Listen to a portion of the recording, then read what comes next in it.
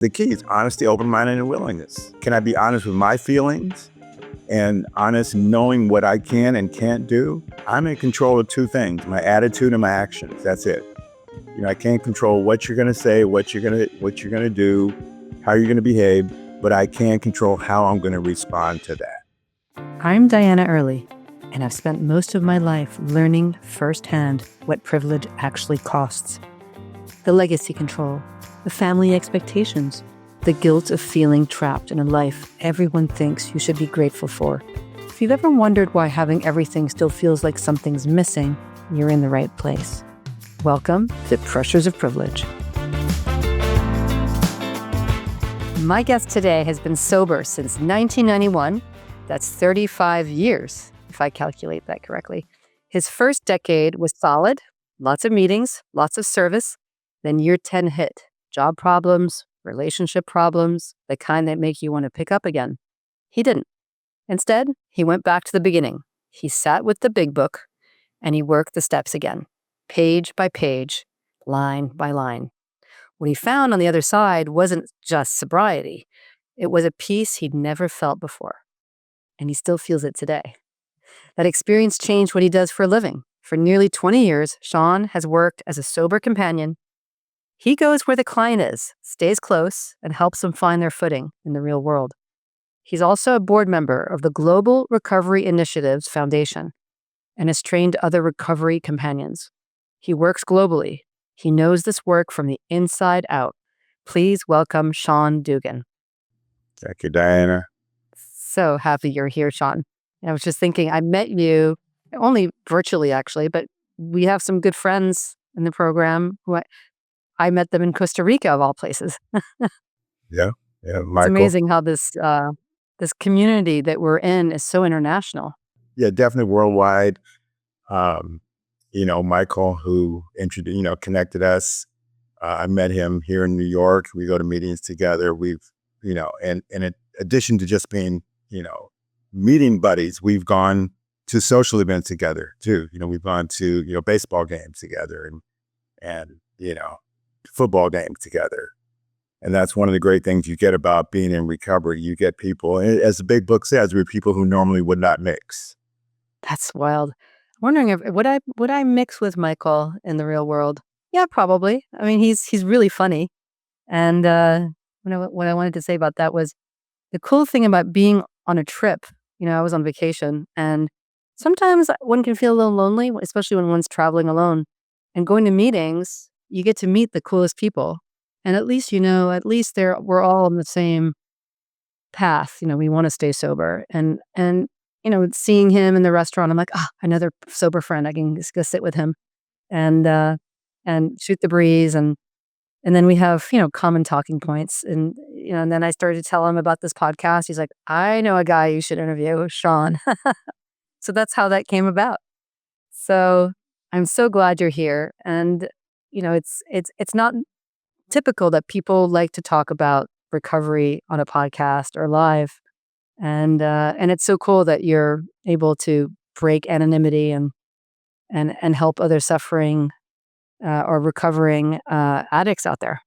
Yeah. Well, I think, again, I am huge on the big book. Again, as you mentioned in the intro, I went through the book again. I was always, did the steps in my first years, read the book, but I really dove into the book, in year 10, 11, and 12. And the foreword in the first edition, it says we are anonymous because we are too few at present. And the book was written in 1939. So, we go to meetings today, and at the end of the meeting or in the middle of the meeting, they'll say, who's available sponsor, sponsorship is important, who's available sponsor. And, if you're in a meeting of 100 people, maybe 20 people raise their hands. So that's 20 people who are open and available to sponsor the newcomer. In 1939, meetings were basically just in Cleveland, Akron, and New York, so they weren't able to sponsor. So again, Bill and Bob and the founders wanted to remain anonymous so they could go to the detoxes and say, hey, I'm an alcoholic in recovery. I'm a recovered alcoholic. Who can I help?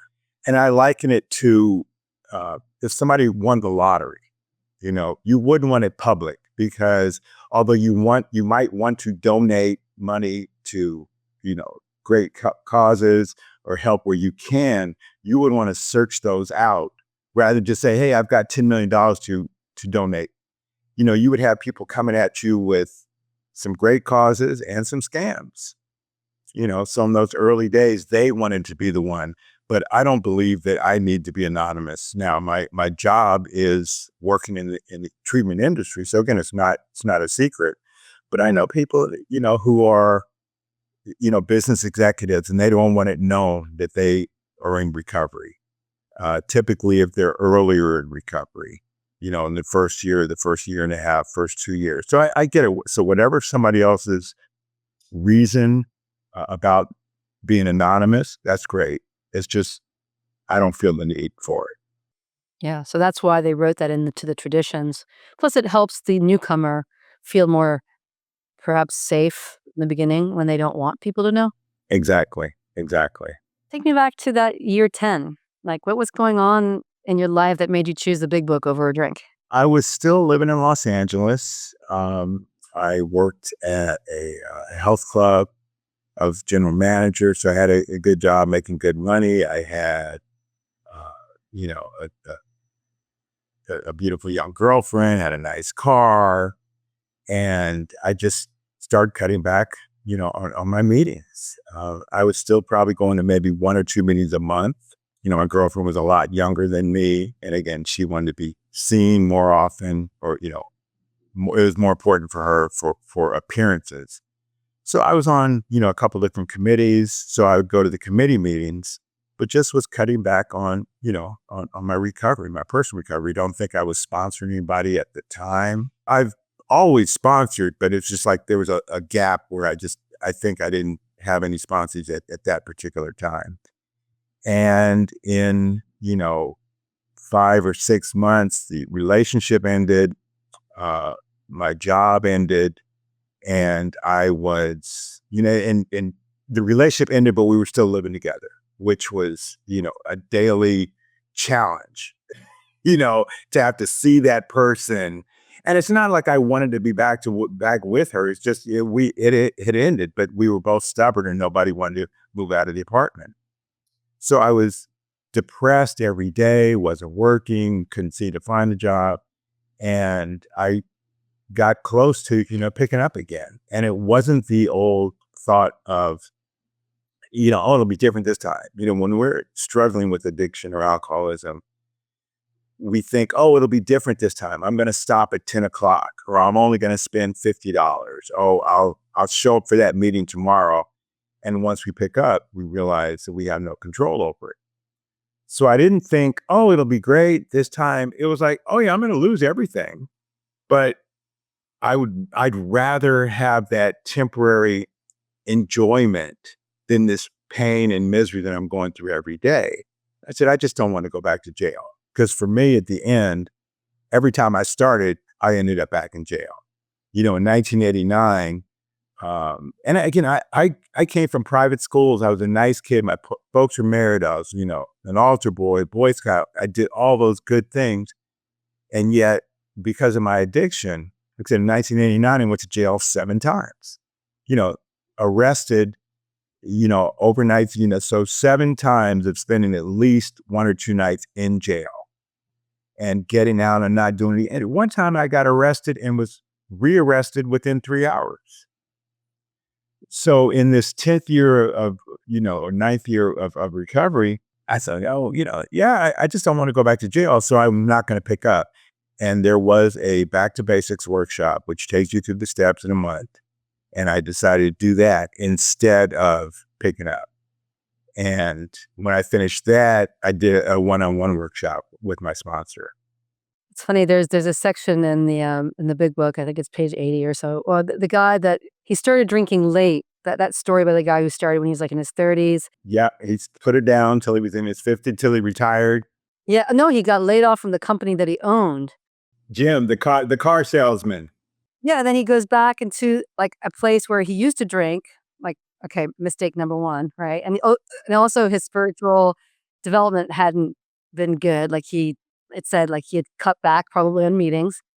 And he all of a sudden he had a sandwich and he was like, you know what? It might be good to put some whiskey. I'll have a milk and I'll put some whiskey in the milk, which I find incredibly disgusting, which I think for me, like, I don't identify with that at all. Although I knew an old lady in my neighborhood in Newport who came down one night and she was like, with a glass of milk, she's like, I was an alcoholic when I drank whiskey and now I drink rum. I was like, oh my God. We used to just joke about her all the time. So it made me think of her actually, that section in the book. This thing of adding whiskey to milk and then back, he had been in a mental hospital for being violent. But the thought didn't cross his mind that he might end up back in that mental hospital. But with you, you're like, oh, this is going to lead to jail. So you had the wherewithal. I guess your spiritual foundation was probably stronger than his. Yes, yes. And and again, when I'm, speaking to people that I sponsored, that story, and I used to fly on Southwest Airlines a lot. And I don't fly Southwest anymore. And I don't know if it's still true, but if you have an allergy, if you have a nut allergy, if you're allergic to peanuts, and you get on that Southwest flight and you tell them you have an allergy to peanuts, they don't serve peanuts on the entire plane. Nobody gets peanuts. The whole plane has to get pretzels instead of peanuts. So the person with a nut allergy doesn't say, well, maybe if I just suck on the peanut, or maybe if I eat peanut butter.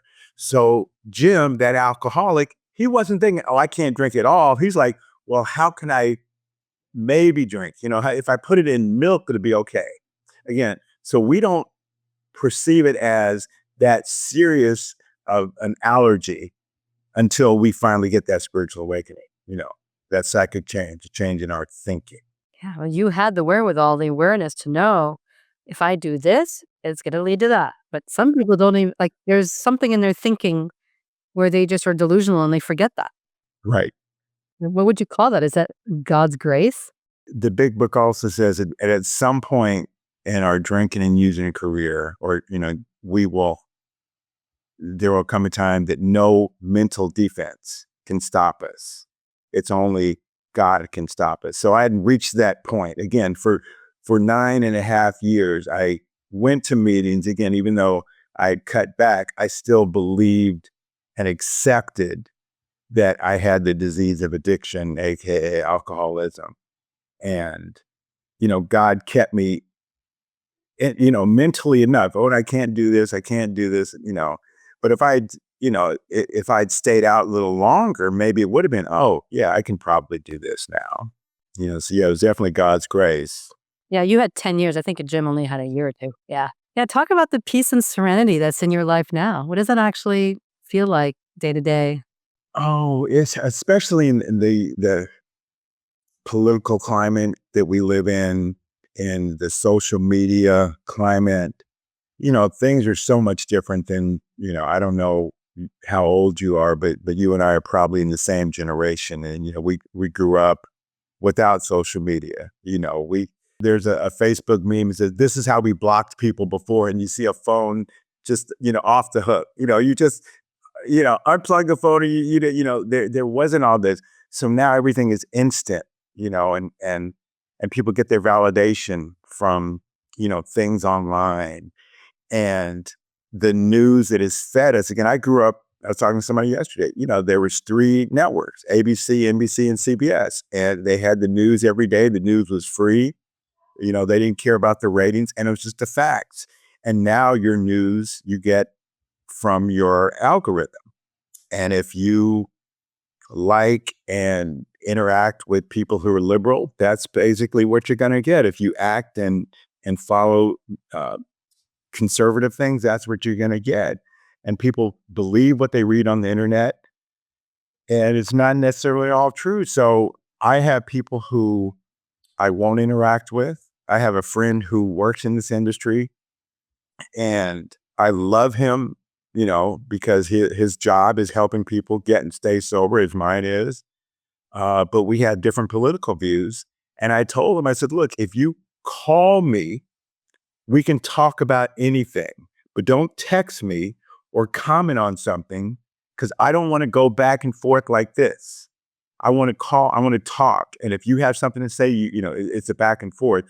But if we're texting, I'm commenting on statement number one, and you've already sent statement two or three. So I'm like trying to catch up. So, but we can talk. And I gave him many chances, and I said, look, if you do this one more time, I'm going to block you on that, that app.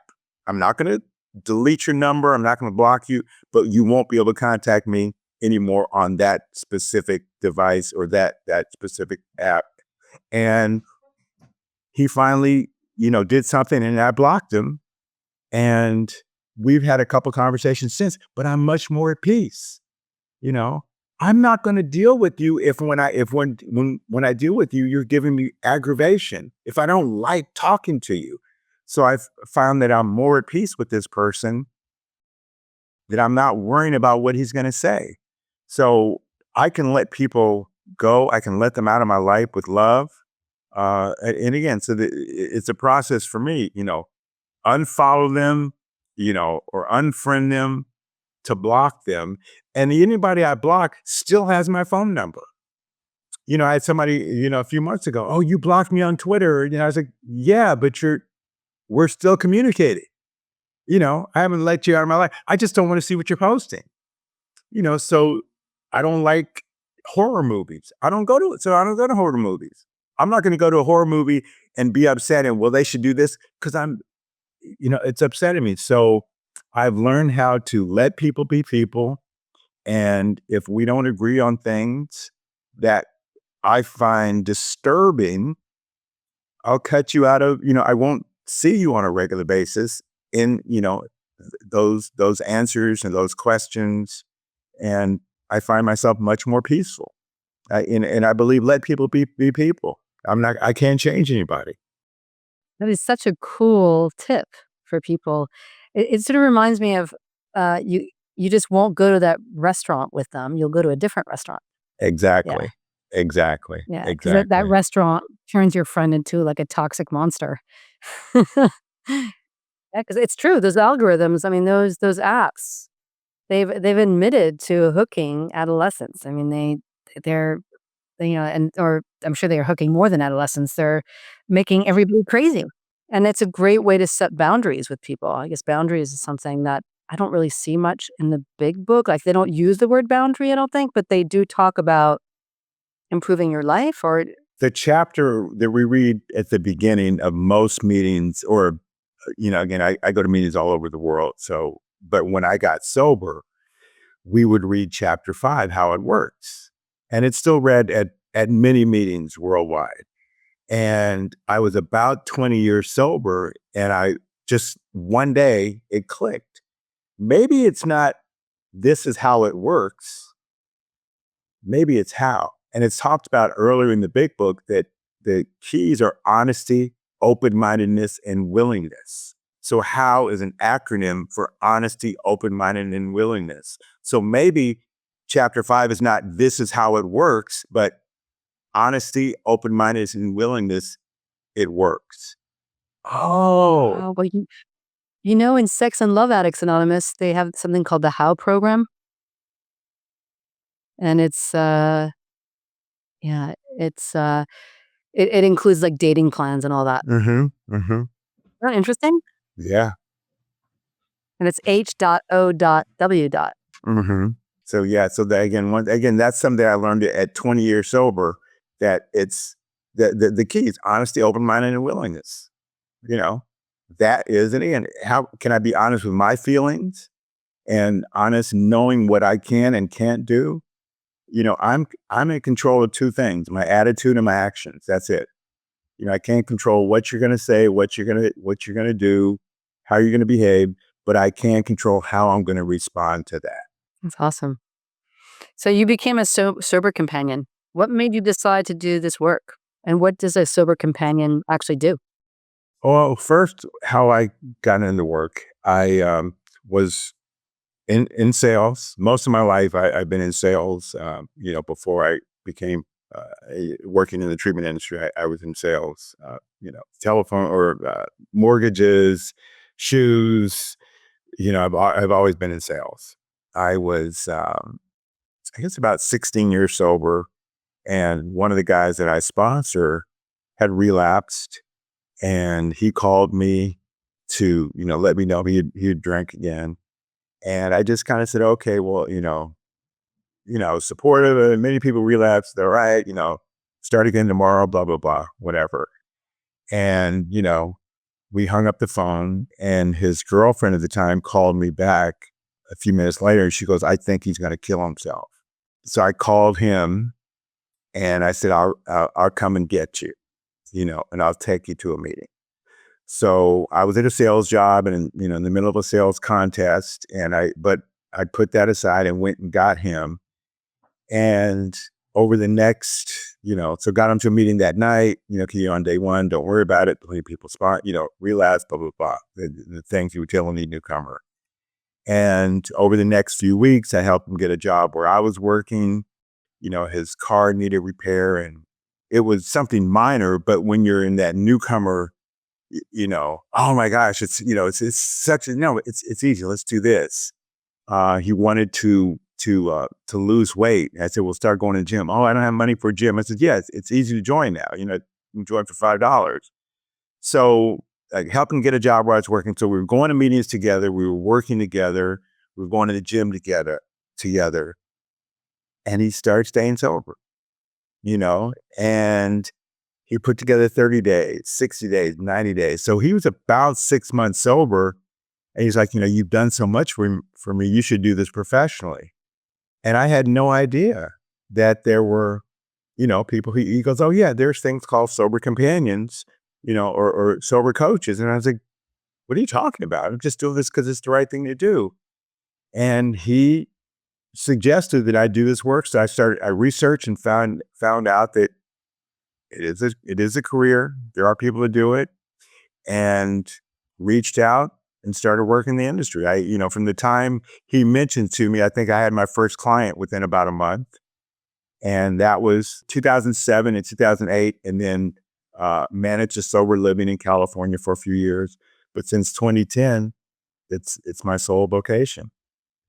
So that's how I got into it, and how long I've been doing it. And what a sober companion or sober coach does, it's many things. It's being like a coach, a coach for an athlete. This is what you're going to do. This is how you're going to do it, and then motivating or helping the person reach their potential. When I first got into the industry, most of my clients had substance use issues. They were alcoholics or addicts. But now more and more of the work are people with mental health issues, bipolar, depression, anxiety, many dual diagnosis, addicts, alcoholics, and depressed, but some, I've had some clients who are strictly, mental health issues. And again, not mental health where they need to be institutionalized, but they can go to a treatment center and work on their mental health issues. So staying positive, staying calm. It's funny, I was with my cousin. I was in LA this weekend, and we were going to a Dodger game. And she had bought the tickets online and was having trouble downloading them. And she was getting frustrated. I was like, "It's okay, don't worry. We're going to figure this out. It's going to happen." And luckily, we got to the game early enough that we had about, we got to the game 2 hours. We got to the stadium 2 hours before game time. And we spent about 45 minutes trying to figure out what the issue was. So again, we still got there in time to enjoy the game. So that's what I bring, a calming influence. "Diane, it's going to be okay." Us setting up today, I knew about this. You gave me the option of the date and time. I knew I was going to be coming back from LA, and I was in Hawaii on a job. And we were scheduled for 11 a.m. At about 8:30, I said, "Let me make sure I can log on properly." I assumed we were on Zoom. I didn't realize we were on a whole nother. So again, but I gave myself that time. So by 9 o'clock, I was ready to go. I had downloaded and activated everything that I needed to do so that I wouldn't wait until like 10:55. Because if I had waited, till just for a few minutes before, we wouldn't be on right now. would have been a situation we might have had to reschedule. So that's what I let clients know. Okay, if you don't get it today, that's all right. You can do it tomorrow. Or this. Okay, I understand you relapsed. Well, let's get you back. You're not the first person, and you're not going to be the last. So as soon as somebody realizes, uh, oh my gosh, because when we're new, we think every problem, it's the hugest thing in the world. We're the first person. I was at a meeting in L.A. and a guy that I've known for my entire sobriety. We were newcomers together in 1990. I had one more go around, so he's got more time than me. But at one point in 1990, he admitted at a meeting that he had been taking chips that were false. He'd been taking a 60-day chip and he'd really used the day before.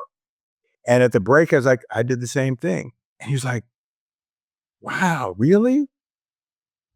So again, 36 years later, he's 36 years sober. I'm 35 years sober. But he mentioned that at a meeting that I was helpful to him. So my personality has always been one of nurturing. That's the way my family was. They were very supportive. So bringing that to the work environment of helping people who are vulnerable in those early stages of recovery or early stages of mental health treatment, just guiding them and letting them know it's going to be okay. I mean, I would imagine it would take a huge amount of self-care to keep your empathy and patience with this population. Yes, yes. When like I was on a job in Hawaii for the past 3 weeks. There were no direct flights back here to New York, so I had to stop. So I stopped in L.A. I said, "Oh, well, so I got to stop in L.A. I spent a few days in L.A. and got a massage, got together with friends and family, went to personal meetings because I can't always go to meetings when I'm on the job. It depends if the person is open to going to meetings, and that's what we'll do. And even when I go to meetings, I can't always share honestly. Some of the agencies that I work for, they don't want the companion or the coach to go to meetings with clients. It's got to be totally separate. And I understand that as if I went to a meeting and said, "Oh my gosh, my job is just so stressful right now." Well, if I'm with the client, he's like, "Well, what's stressful about me?" So, but when I'm not with a client, I go to meetings, I get massages, I go to games, I do all that. So I do the personal care, when I'm not with the client. And sometimes you can do it with the client. I've been on cases where the client wants to go get a massage and, oh, let's go. So we'll get, joint massages or, I want to get a manicure. Okay, cool. Let's go get manicures, pedicures. So each job is different. Your amount of access to the client and your interaction with the client, each job is different. You only work with men, right?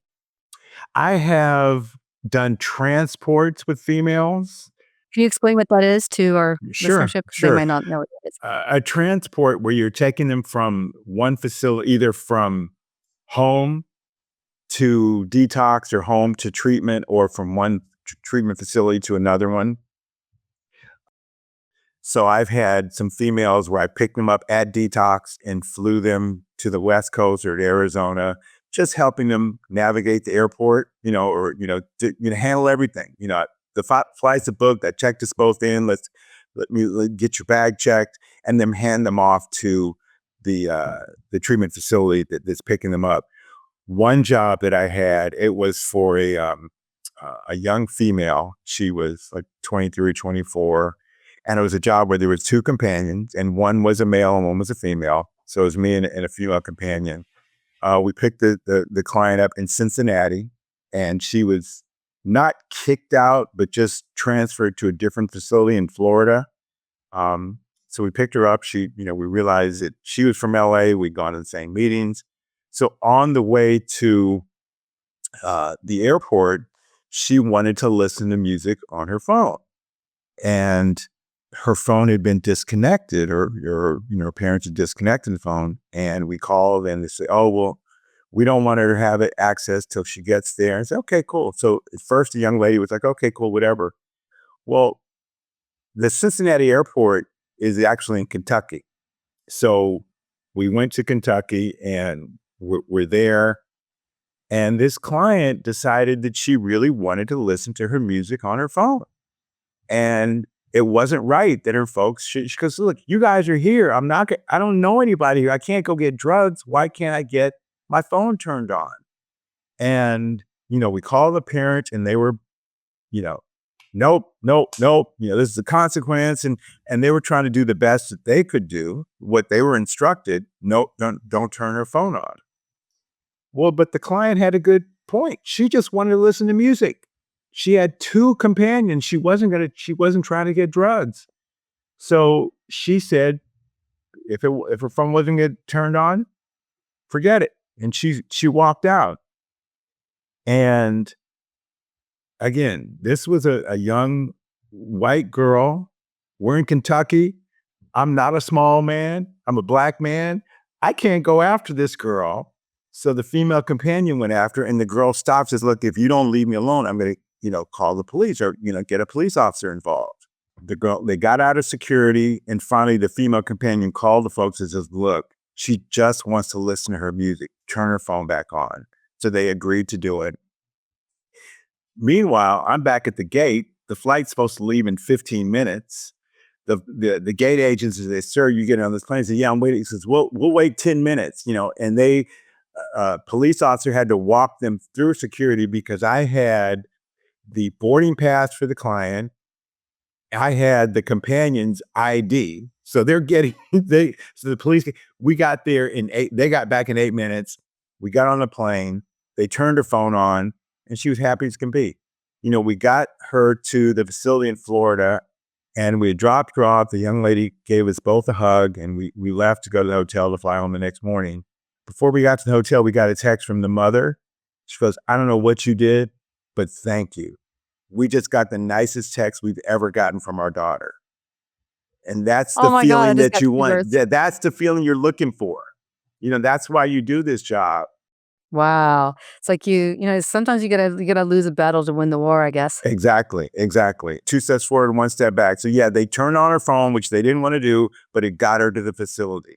And I can understand the parents at that point. They're just done, and they've been lied to. They've been manipulated, and they're just like, I'm done. No, this is it.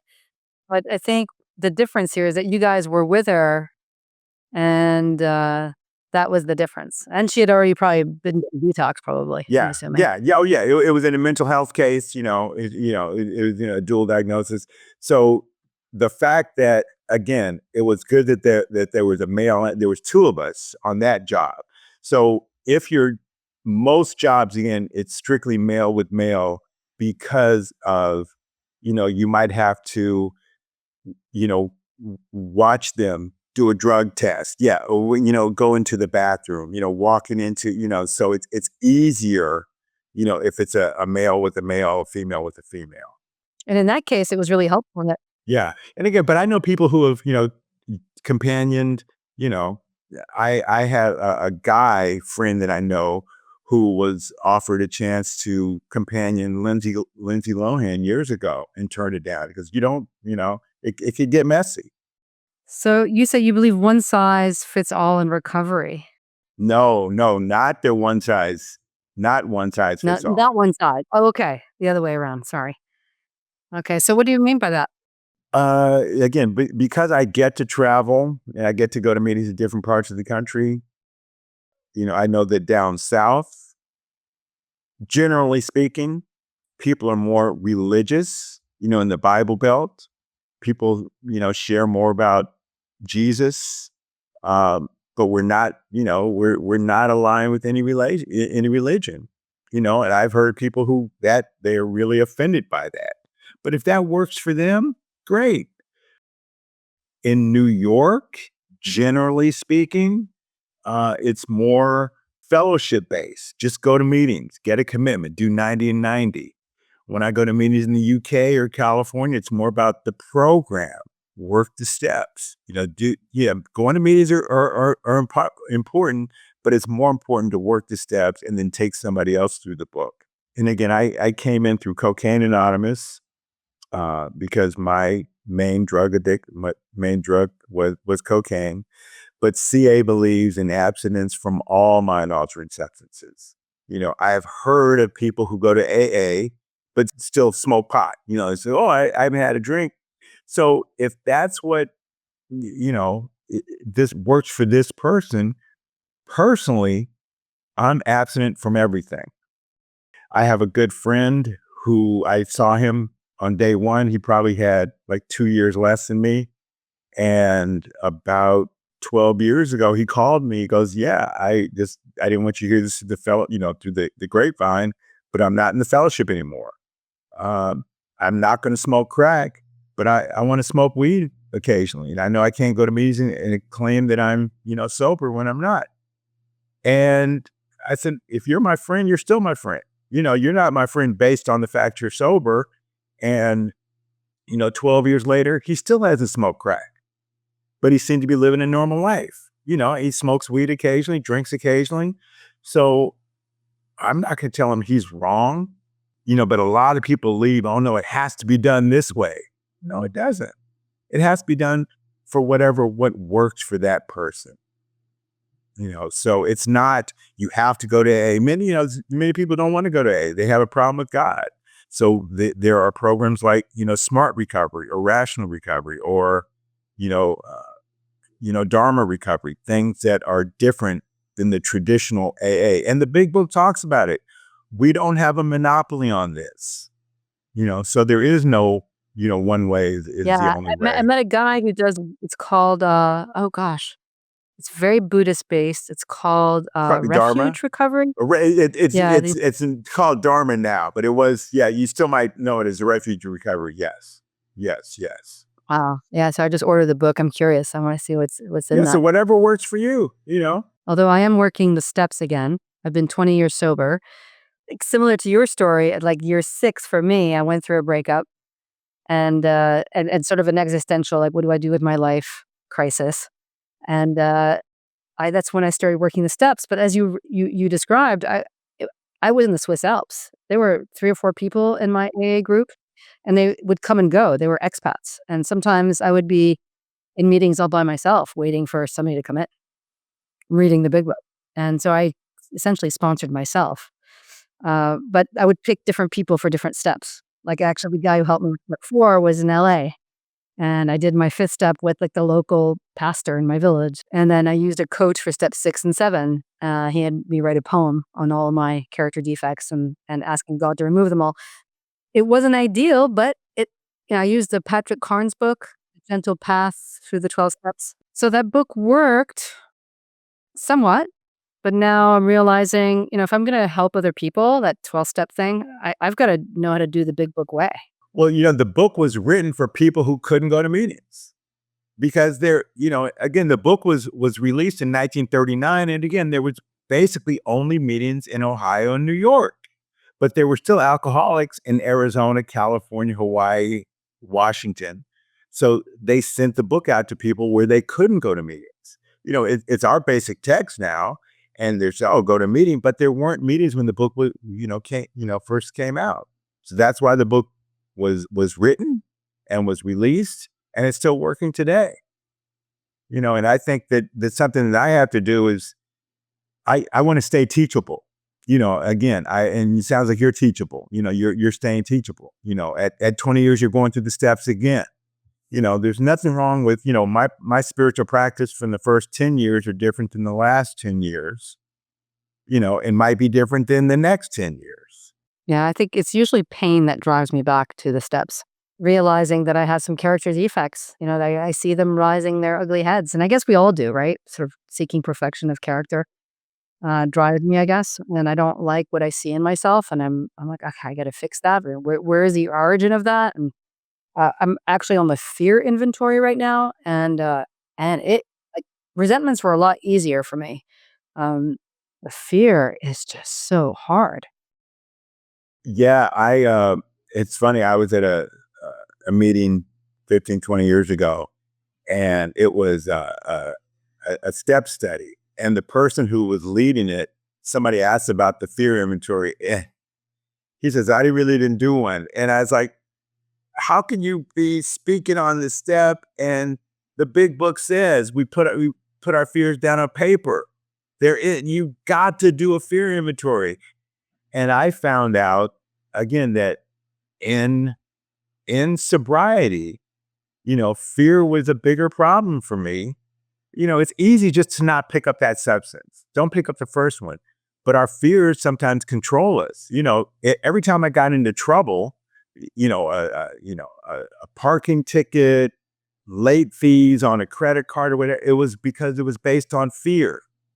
I felt like I needed my money, or if I paid this cell phone bill today, I'm not going to have money tomorrow. And so now I get a late fee, a parking. I'll be fine. I don't want to give up this. You know, I don't want to spend 10 minutes running to put more money in the meter. Or if should I? I'm only going to be there for 5 minutes, so no, I'm not going to put money in the. Just pay the quarter, pay the 50 cents, whatever it is. But we're in fear of what might happen if I do this. Just follow the rules. Somebody said to me they thought every addiction is sort of a gambler in us, the gambler in us. If I like, you're thinking, oh, you might not get a ticket, and then sort of you want to test it and see. It could be. They say gambling is the hardest addiction to. It's the hardest. It's the fastest growing right now, and it's because there's so many apps you can do it online. If your addiction is alcohol, and you run out of alcohol, you've got to figure out you can't get any more until the bars, or the liquor store opens. Or you can be physically, immobilized where you can't get out to it. Cocaine addiction, drug addiction, same thing. Your dealer has to have it. You've got to have the money for doing it. Gambling, it's right there on your phone. Put on the toilet. Yeah, it's you're sitting in the toilet, and there is something to gamble on all day. Whether it's if you're here in New York, well, the games are going on. Well, what if I bet on a soccer game in the UK, or a cricket match in India? So there's always something to bet on, and it's I get it. I do online gambling, but I don't get it's not a problem for me. I enjoy winning.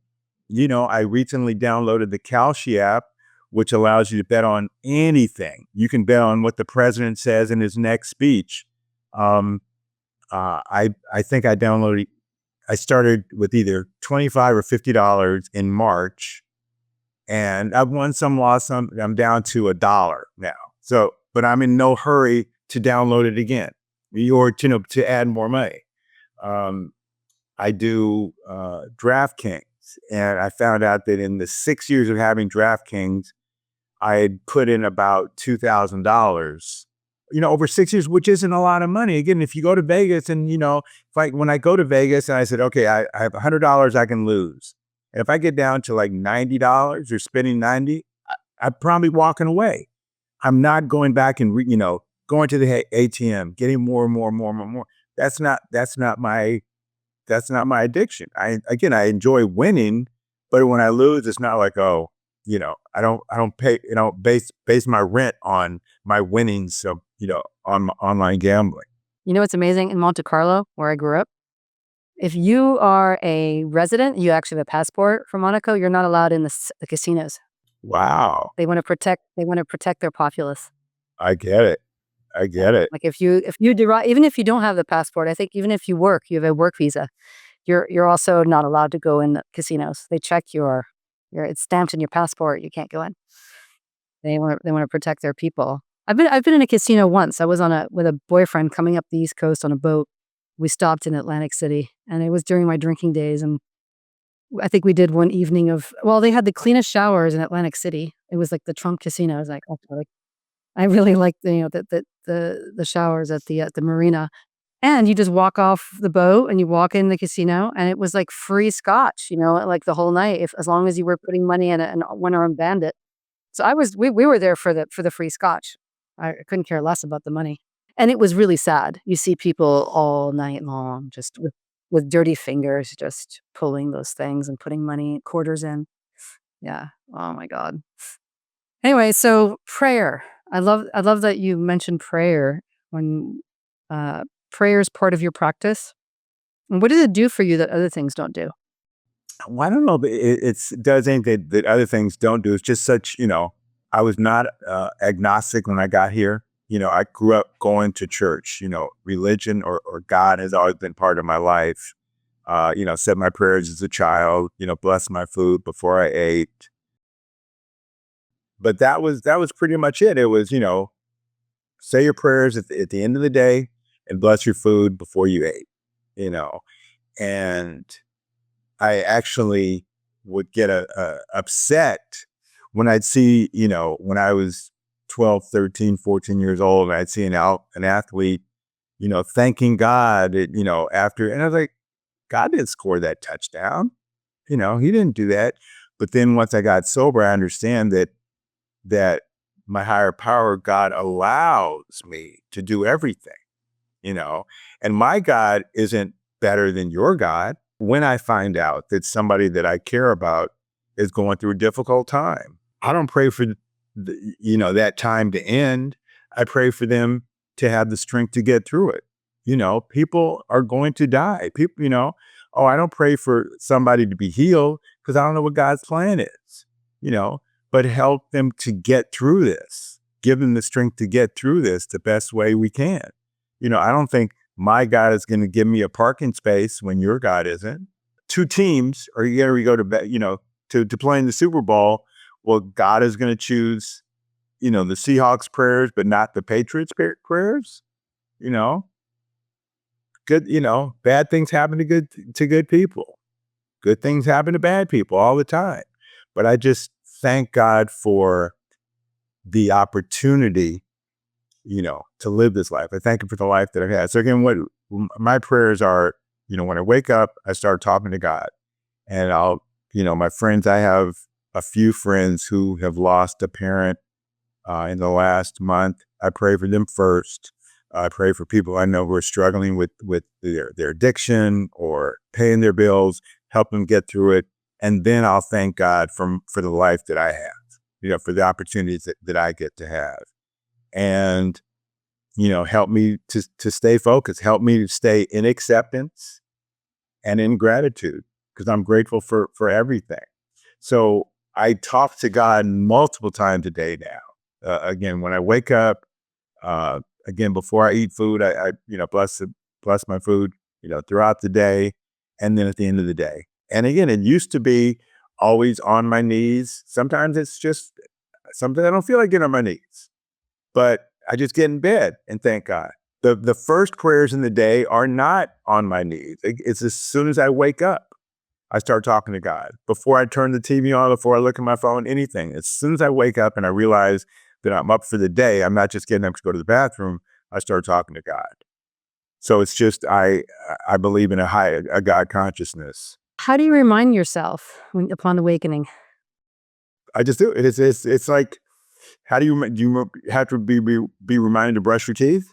I don't do it in bed. The first thing I do is I go get coffee, actually. What I used to do, and again, it's staying teachable. One of the people in the fellowship say, "Oh, you got to pray on your knees. You got to pray on your knees." And it's like, it doesn't say that in the book. Some people physically cannot get on their knees. Too creaky first thing in the morning. I heard somebody say that I realized that my old practice of morning, my morning practice was I would wake up, I would turn on the TV and watch Sports Center. And then I might watch Sports Center for 15 or 20 minutes. Then when I got up, I would start praying on my knees. So the first thing, once I got up, but I'd watch TV for a while. And I heard somebody say as soon as they wake up, they had to start talking to God. So I started doing that. And I realized that if I watch anything on TV, if I watch the news, if I watch Sports Center, I'm already negative before I start talking to God. Because I'm going to look at Sports Center and I'm going to see these athletes who are doing incredible things that I'm not going to do. I'm going to see the alcohol commercial that tells me if I drink this beer, I'm going to be cool like that guy. Or if I wear these pants, that girl's going to like me. So before I do anything, I got to check in with God. and then I can turn on the TV. So it's nothing to remember. It's just natural. You've done it long enough now that it's a habit. Right. So how would you counsel me? Like if my first thing, well, I have to admit sometimes I do pick up my phone and I look to see if my troubled child texted me during the night. And then I go, okay, there's no like emergency. I can go get coffee now. So what would you advise me to do if you were Do my your best just tomorrow, Diana. Tomorrow, before you pick up your phone, as soon as you wake up, thank God. Before you pick up your phone, thank God. Um, you know, check in with God before you pick up your phone, before you get caught. Because you can wait. Again, I'm not saying wait for an hour. I'm not saying wait for 15 minutes. I'm saying before you grab your phone, as soon as you wake up, do your best to thank God tomorrow. And then the next day is, it's just like anything else. I have little yellow stickies. I'll put a yellow sticky next to my bed, like on top of the phone, and I'll look at the phone and see the yellow sticky. And it'll say, thank God. And I'll go, that'll remind me. I heard about a God spot at a meeting 30 years ago. And the person says, if all you're doing is praying in the morning and praying at night, get a God spot. And that God spot can be a sticky note that's in your bathroom on the mirror. So when you go into the bathroom and you see that and you're reminded to thank God or pray, if all you're doing is doing it once in the morning, once at night, and you now add the God spot, you will have increased your prayer and meditation by 50%. I love So that. when I lived in LA, there was a Goodyear tire center a block from my apartment, and I'd always go to Starbucks in the morning. So whenever I went by Goodyear, it would remind me to say, hi, God. So now what I do, and there are many days that I don't drive because I live in New York. But still, when I get into a car, I say the Serenity Prayer first. So I had access to the car when I was in Hawaii and when I was in LA in the rental car. And it's just natural now. When I get in the car for the first time, I said the Serenity Prayer. Some of my clients, we were working on tiny habits. And one of their habits was when they hear the click of their seatbelt going in, that's when they would say the serenity prayer. Like click, God grant me the serenity. Yeah. So yeah, if you put a sticky note on your phone or right next to your phone, you will probably start thanking God or checking in with God before you do it, and then it'll just become habit. Then I could put another one on my coffee machine. I used to pair it with a kata, a morning kata, karate, because I did karate as a hobby. So I would turn the machine on and then I would do a kata, come back, see if it's like warmed up enough to press the button again. So I know we're getting close to the end of our time together, but I also want to ask you, when someone asks you, can I move past this? What do you usually tell them? Like a specific incident that's going on, And just like a difficult time in their lives. help them to understand, whatever. Yes, I understand this relationship was important to you. Yes, I understand this job was important. Focus on what you can do to help somebody else. As long as once I get out of myself, I'm helping other people. I'm helping myself by helping other people. And I had a guy 15 years ago. His girlfriend was living, they, started a relationship. She was from Maryland and she was going home to take care of something and he was going to pick her up and he needed to know, did she connect with her old boyfriend? Why? I just need to know. I don't want to be, and it's fear. It's fear of, well, what is she going to think of me? And I said, don't, you know, worst case scenario, she does go back, she does hook up with the ex, but she did, she wanted to close that. And now she's in love with you. She wants to be with you. Worst case scenario, she did hook up with him, but she's come home to you, you know, and so he took my advice. He met her at the airport with flowers and we got her to make, you gave me the best advice. Again, most of the things is when we operate out of fear, you know, the big book says fear, we think it should be, listed like stealing, it seems to cause more harm. How would you apply that to a parent who's afraid of a kid who's maybe on drugs? Are you doing the best you can? Are you giving the example? You have no control over that other person, yeah, even though it's your child. one of the acronyms for fear, false evidence appearing real. Yeah, because a lot of parents I know, like, on their phones, they're following their kids, they're checking out the banking statements, they've they can see where the kids are, what they're doing. I know some parents. I had a podcast guest who actually has their kids' data, from their whoops. She tracked those. That's a lot of info. But some of that info could lead to fear. Yeah, and again, I understand what use when it's a child, when it's but do what you can. Well, you're in control. If you're in control of their banking, but if you know too much, is that going to freak you out? Do you want to track their every move? Did you raise this child properly? Are you giving a good example? Are you sober? Are you want to be the person that somebody strives to be? And kids are going to make mistakes.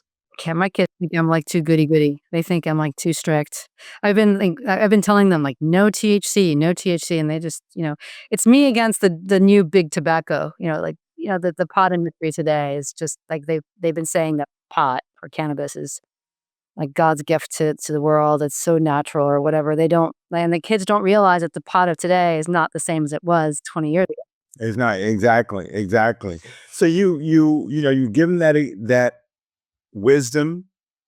You do your best to lead a life that they aspire to do, but you gotta let them make their own mistakes. So hard, Sean. I know. I don't have kids, but I have friends and sponsees and friends who have kids, and I say again, you do all you can, but you got to let them make their own mistakes. And you said, this is what I don't want you to do this because blah blah blah blah blah.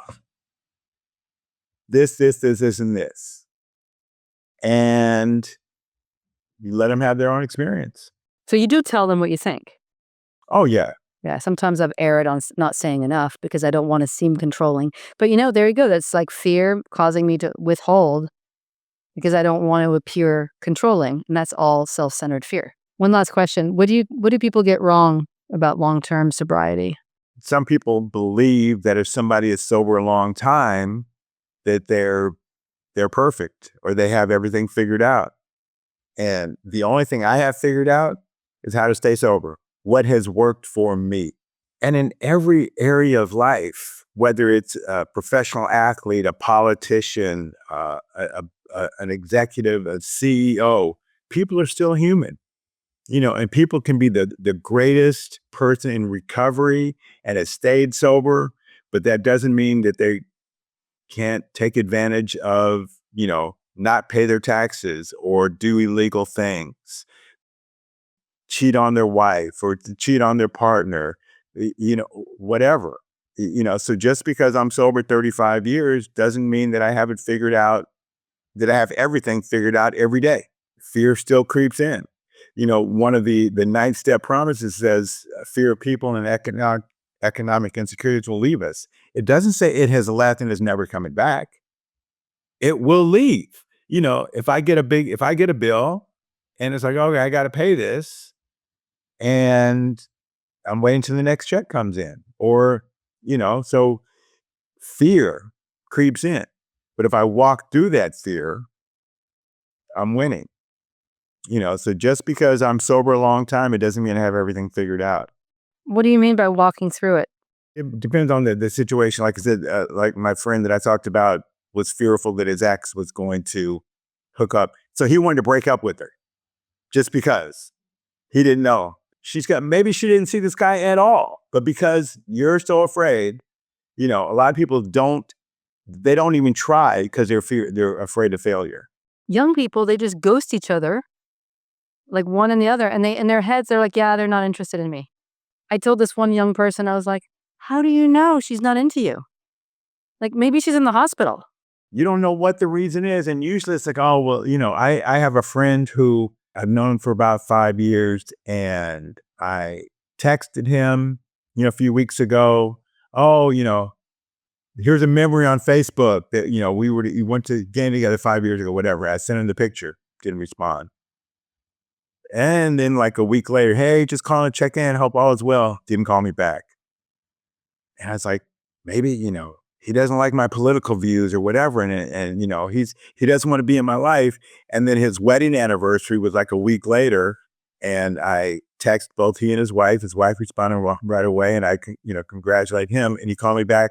Hey, thanks for reaching out.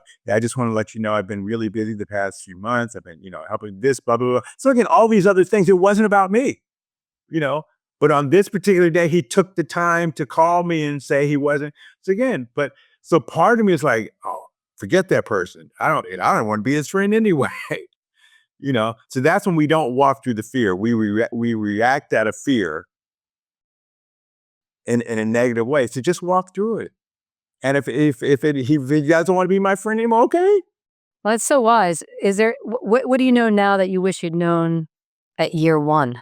It probably I can be real bad with money, and again, based on fear, I would have saved more. I would have worked harder, not been so focused on having fun. And a certain job I took, I would have stayed here. I would have asked more questions. Again, because when I got sober, we didn't have the internet, we didn't have cell phones, we didn't, the information wasn't available to us. Now, before you do anything, you can research it. But I want to stay open-minded. I have a sponsee who does not like people texting him, because when he got sober, he didn't text people. He called 3 alcoholics every day, but he got sober in an era where we had cell phones. In 1991, we didn't have cell phones. So you had to use a landline to call somebody. And if you weren't calling from home, you needed money to use a payphone. So maybe I made all my 3 calls, once I got home.